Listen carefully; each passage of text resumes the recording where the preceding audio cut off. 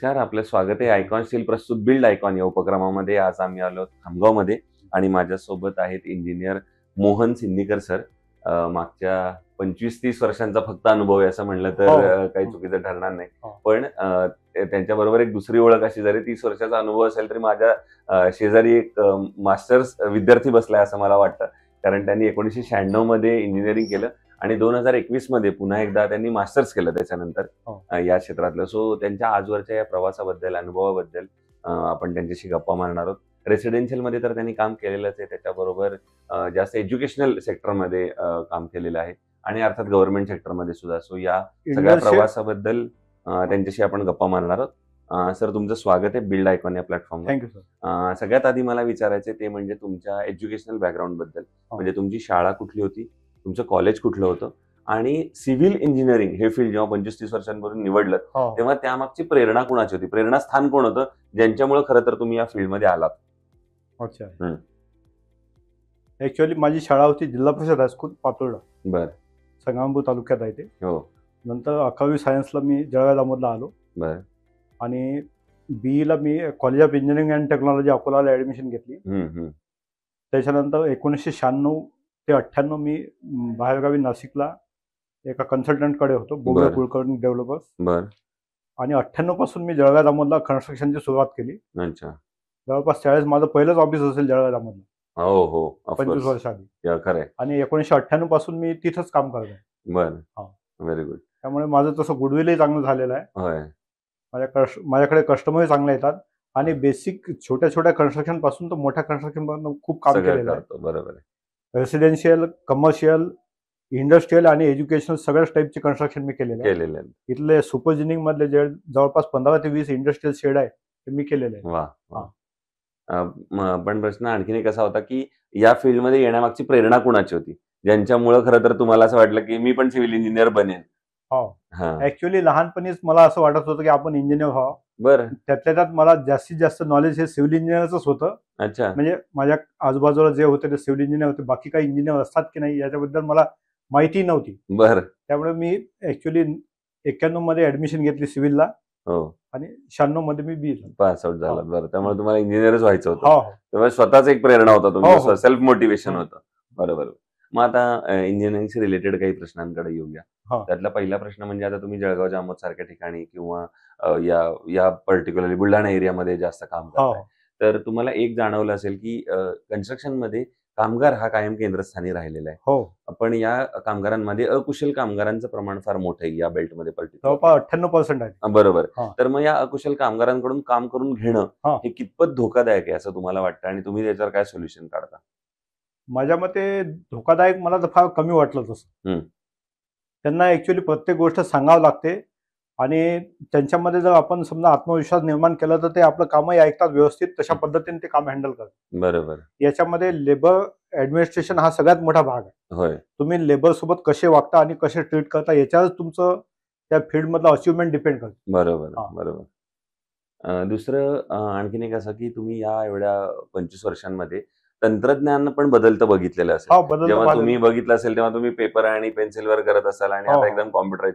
तर हा तंत्रज्ञानाचा आता फायदा तुम्हाला रोजच्या कामामध्ये कसा होतो? आणि जसं तुम्ही आता मास्टर्स केलं पुन्हा 2021 मध्ये, तसं आता वाटतं का अजून कुठला कोर्स केला पाहिजे मला ह्याच्यासोबत? याच्यामध्ये आता फक्त डिझाईनचे जे सॉफ्टवेअर आहे तेवढेच शिकायचं माझं काम बाकी आहे. बाकी या फील्ड मधलं माझं जवळपास झालेलं आहे. Very good. आणि तंत्रज्ञानाचा कसा फायदा आता होतोय तुम्हाला? तंत्रज्ञानाचा फायदा असा होतोय की आता कॉम्प्युटरमुळे मी माझे प्लॅन्स आणि डिझाईन्स हे खूप कमी वेळेत काढू शकतो. बरोबर. आणि कामही इफिशियंट व्यवस्थित काम होते त्याच्यामध्ये. अच्छा. दुसरा एक प्रश्न असा आहे की रेसिडेन्शियल मधला, आपण रेसिडेन्शियल मध्ये काम करतो म्हणून की बऱ्याचदा त्या क्लायंटचं एक ठरलेलं बजेट असतं आणि बऱ्याचदा ते आधीच सांगतात की मला इतक्याच बजेटमध्ये ते घर बसून द्या. तर तेव्हा बजेट आणि क्वालिटी कॉम्प्रोमाइज न करता हे दोन्हीचा समतोल कसा साधता तुम्ही? कारण की तुम्हाला तर प्लॅन अर्थात चांगला बनवायचा असतं, घर चांगलं दर्जेदार घर बनवायचं असतं आणि त्या क्लायंटचं तर बजेट काही कमी असतं, लिमिटेशन असतात. तर तेव्हा मग तुम्ही कशी ही कसरत सांभाळता? त्या क्लायंटचं जर बजेट कमी असेल तर त्याला काही फिनिशिंग आयटम मध्ये आपण थोडंसं रिडक्शन करायला लावतो आणि ते काम कम्प्लीट करतो. बरोबर. त्याला असं सांगू शकतो की आपण तो एक्सटर्नल प्लॅस्टर जे आहे वॉलचं ते सोडून दे, आतली फिनिशिंग कम्प्लीट कर आणि तू राहायला येऊन जा. बरोबर. आणि नंतर जसं जमेल तसं जसं पुढचं जमेल पाहणं. तसं पुढचं काम कर. बरोबर, बरोबर. दुसरं एक महत्त्वाच्या जर चांगल्या क्वालिटी कन्स्ट्रक्शनसाठी टिप्स सांगितल्या, हा तर एक 4-5 टिप्स अशा काय देता येतील तुम्हाला, की हे जर फॉलो केलं हा तर एक चांगलं दर्जेदार आणि दीर्घायुषी टिकणारं बांधकाम होऊ शकतं. अशा काही टिप्स सांगू शकाल का?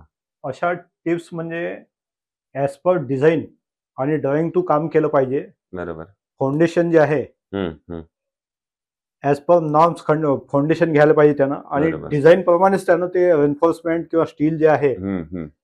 ते त्यांना इम्प्लिमेंट करायला पाहिजे तसं. बरोबर. हे बरंचसं महत्त्वाचं. काय की आपण फक्त प्लॅन देतो आणि समोरचा जो कस्टमर आहे तो त्याच्या मनानेच बांधकाम करत असेल तर मग त्यात स्टील त्याचं बहुतेक वेळा जास्तच जाते. त्याला हो. असं वाटतं की आपण इंजिनियर जर म्हणजे कन्सल्टंट नाही ठेवला तर आपलं स्टील कमी लागेल, पण बऱ्याच वेळा त्याचं स्टील जास्त जाते, मटेरियल जास्त जाते. प्लॅन हे त्याच्या पसंतीचं होते परंतु प्लॅन प्रमाणे काम होत नाही. बरोबर, बरोबर. त्यामुळे बऱ्याच वेळा काय होते की काम केल्यानंतर तो तोडफोड करते हं, हं. आणि त्याला जसं पाहिजे तसं काम होत नाही. होत नाही. बरोबर. दुसरं एक इंजिनियर म्हणून आणि इतक्या वर्षाचा अनुभव म्हणून पण तुम्हाला एक विचारायचा प्रश्न पुढचा, ते म्हणजे बुलढाण्याच्या विकासाचं विजन हा. असं जर तुम्हाला विचारलं, हा. तर पुढच्या 25-30 वर्षांकडे बघता हा. तुम्हाला कुठल्या गोष्टी वाटतात, की या आता बुलढाण्यामध्ये झाल्या पाहिजेत, जर एक चांगलं डेव्हलपमेंट आपल्याला बुलढाण्यामध्ये हवी असेल तर? बुलढाणा जिल्ह्यामध्ये. मग ती बुलढाणा इंडस्ट्रियल अँगल नसेल, रोड्सचे अँगल नसेल, हा. ओव्हरऑल डेव्हलपमेंटचे अँगल नसेल, अच्छा. तर अशी तुम्हाला काय डेव्हलपमेंट वाटते, की ही याच्यावर आता लक्ष दिलं पाहिजे, की इंजिनियर म्हणून? इंजिनियर म्हणून तर असं वाटतं की खामगाव जालना ही रेल्वे लाईन व्हायला पाहिजे. त्यानंतर अच्छा. खामगाव हा जिल्हा व्हायला पाहिजे. बरोबर, हा. बरोबर. आणि इंडस्ट्रियलच्या अँगलनं? आणि खामगावला एमआयडीसी जी आहे त्याच्यापेक्षा मोठी एमआयडीसी व्हायला पाहिजे. बरं, बरं. आणि आमच्या आमदार साहेबांनी जर लक्ष दिलं जळगावमधलं एमआयडीसी होऊ शकते. बरोबर, अगदी बरोबर. आणि या सगळ्यामध्ये शासन कशाप्रकारे मदत करू शकतं असं तुम्हाला वाटतं? आता जसं तुम्ही सांगितलंत, तर त्याच्यामध्ये शासन कशाप्रकारे या व्हिजनमध्ये तुमच्या मदत करेल असं तुम्हाला वाटतं? शासन म्हणजे आता जस्ट ऑल समज जिगा प्रकल्प आता कम्प्लीट होत आहे. हो, हो. त्याच्यानंतर इथं जळगाव, संग्रामपूर आणि नांदुरा तालुक्यात इरिगेशनची खूप सुविधा होईल हं, हं, हं. भविष्यात. बरोबर. तर त्यामुळे अशा प्रकारे त्यामुळे इथला विकास जास्त होईल आधीच्या पेक्षा. बरोबर, बरोबर. आता जरी डॅमचं काम कम्प्लीट झालं तरी कॅनल लाईनिंगचे कामं सुरू होतील हं, भविष्यात. हं, हं. दुसरं आपण शासकीय संस्था किंवा स्थानिक स्वराज्य संस्थांची पण कामं केलेली आहेत. हा. तर ती कशा प्रकारची आहेत त्यातली काही सांगू शकाल का माहिती? कुठल्या प्रकारचे प्रोजेक्ट्स आपण कंप्लीट केलेत गव्हर्नमेंटमध्ये? गव्हर्नमेंटमध्ये मी जिल्हा परिषदमध्ये शॉपिंग कॉम्प्लेक्स, अंगणवाड्या, ग्रामपंचायत भवन, त्याच्यानंतर भक्त निवास अच्छा. आणि कॉन्क्रीट रोड, स्मॉल ब्रिजेस याचं बांधकाम केलेलं आहे बरोबर, बरोबर. जिल्हा परिषदमध्ये. होय, होय. PWD मध्ये मी काही ब्रिजेस, अंगणवाड्या, सभामंडप, सभागृह आणि हायस्कूल बिल्डिंग असे कामं केलेले. हा. बरोबर. दुसरं या फील्डमध्ये रोजच जशा अपॉर्च्युनिटीज आहेत, हा. तशी आव्हानं पण आहेत. हा. तर एखादा असा प्रसंग आठवतोय का कुठला, की तुम्ही साईटवर असताना काहीतरी असं एखादा अचानक काहीतरी आव्हान आलं, प्रॉब्लेम आला अचानक हा. आणि तुम्ही त्याच्यावर कशी मात केलीत? हा. असा एक आम्हाला प्रसंग ऐकायचा आहे तुमच्याकडून. असा प्रसंग असा होता की एकदा कंपाऊंड वॉलचं काम सुरू होतं आणि समोरचे जे गेटचे कॉलम आहे त्याच्यामध्ये एका लेबरनं काय केलं की ते कॉन्क्रीटचा माल ठासण्यासाठी त्यानं बांबूच्या ऐवजी 16 mm चा रॉड यूज केला. बरं. 16 mm चा माल. हो. आणि त्याच्यावर होती इलेक्ट्रिक लाईन. मी त्याला ऍक्च्युअली सकाळी सांगून गेलो होतो की इलेक्ट्रिक लाईन आहे, थोडंसं धोकादायक काम आहे. तरी सुद्धा त्याने ऍक्च्युअली 20 फुटाचा बार घेऊन त्यानं ते ठासणं सुरू केलं. तो बार त्या इलेक्ट्रिक लाईनला लागला आणि तो मनुष्य जळला तो तिथं. बापरे. तो लेबर. बापरे. ही गोष्ट 8 ते 10 वर्ष आधीची आहे. हो. मी इथे एक हॉस्पिटलचं काम करत होतो, मैरीपूर म्हणून आहे तिथं. वेंकीज म्हणून एक कंपनी आहे पुण्याची, त्यांचं काम होतं ते. बरोबर. तर तिथं तो लेबर जळला. त्यानंतर त्याला इथं हॉस्पिटलाइज जळगाव करावं लागलं आणि त्याच्यानंतर बरेचसे 15-20 दिवस त्याला लागले ऍक्च्युअली दुरुस्त व्हायला. बरोबर. तर ते ऍक्च्युअली त्याच्या निग्लिजन्समुळे झालेलं आहे ते काम. होय. पण तरी सुद्धा मला त्याचं कॉम्पन्सेशन त्याला द्यावं लागलं. बरोबर. आणि एवढं चांगलं झालं की त्याला काही जीवितहानी नाही झाली त्यावेळेस. अगदी बरोबर. ही फारच चांगली घटना तशी एका अर्थानं म्हणलं तर. बरोबर. दुसरं या फील्डमध्ये आता जी नवीन म्हणजे तुम्ही जो सगळ्यात पहिल्यांदा प्रश्न केला की बा हे लेबर हे लोक धोकादायक असतात, धोकादायक असतात. तर त्याचं हे उत्तर आहे त्या प्रश्नाचं. खरंय खरंय, अगदी बरोबर. मी थोडंसं लेट दिलं ते, पण नाही नाही, बरोबर आहे. पण त्या अशा प्रसंगात आणि गप्पातनच ते आठवत जातं. हम्म. पण अशी घटना होऊ शकते आणि दुर्दैवी घटना होती खरं तर. दुसरं असं आहे की आता तुम्ही इतके वर्ष काम केल्यानंतर या क्षेत्रात जी नवीन तरुण इंजिनियर्स येतात त्यांना तुम्ही एक वडिलकीच्या नात्यानं, एक सिनियरच्या नात्यानं किंवा एक सक्सेस मंत्रा पण म्हणा, किंवा काय तुम्ही त्यांना सल्ला द्याल या फील्डमध्ये येण्यापूर्वी? मी त्यांना सल्ला हेच देऊ शकतो की कोणत्याही कस्टमरचं आपण काम घेतल्यानंतर त्याला टाइम टू टाइम त्याला आपण काम दिलं पाहिजे. बरं, डिलिव्हरी त्याचं काम हे वेळेवर दिलं पाहिजे आपण त्याला. बरोबर, हे महत्वाचं आहे. कामाची डेडलाईन, वेळेला खूप महत्व आहे. तुम्ही काम वेळेवर दिलं तरच तो कस्टमर सॅटिस्फाईड होईल. तुम्ही काम लेट दिलं तर तो दुसरीकडे जाईल. बरोबर बरोबर. दुसरं या फील्डमध्ये म्हणजे कन्स्ट्रक्शन मध्ये सिमेंट आणि स्टील हे दोन महत्वाचे घटक असतात. तर त्यातलं स्टील निवडताना कन्स्ट्रक्शनसाठी तुम्ही काय पॅरामीटर्स किंवा काय गुणवैशिष्ट्य बघता आणि मग ठरवता की हे स्टील आपण वापरलं पाहिजे? स्टील निवडताना आम्ही एक तर त्याची डक्टिली पाहतो, बरं, आणि त्याचं वेट पर रनिंग मीटर ते पाहतो. बरोबर बरोबर. आणि त्याची फ्लेक्झिबिलिटी पाहतो.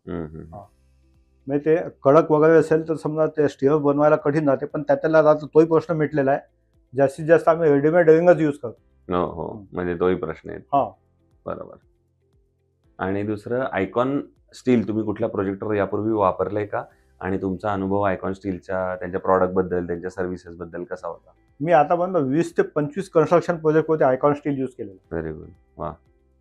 तर कसा होता अनुभव तुमचा? अनुभव माझा चांगला आहे. याच्या आधी मी उमा स्टील वापरत होतो, पण उमा स्टील ऍक्च्युअली कडक येते ऍज कम्पेअर टू. यांच्याकडे मी जवळपास 6 ते 8 टन बुकिंग केलेलं आहे. वा, आयकॉन स्टील. व्हेरी गुड, क्या बात आहे. सो हे, अच्छा, व्हेरी गुड, क्या बात. सो हे होते इंजिनियर मोहन सिंदीकर सर, आणि त्यांनी आपला एवढा 24-25 वर्षांचा अनुभव खरं तर काही मिनिटांमध्ये सांगणं फार अवघड आहे, पण तरी त्यांनी फार महत्त्वाच्या गोष्टी सांगितल्या. आणि विशेषतः जे इंजिनियर्स या फील्डमध्ये येणार आहेत त्यांच्यासाठी सगळ्यात महत्त्वाची गोष्ट सांगितली की ती म्हणजे टाइमली डिलिव्हरी किंवा डेडलाईन कुठल्याही कामाची फार महत्त्वाची असते. तर सर, पुन्हा एकदा आपले मनपूर्वक आभार की तुम्ही आमच्या या बिल्ड आयकॉन प्लॅटफॉर्मवर आलात, इतक्या मनमोकळेपणाने गप्पा मारल्यात.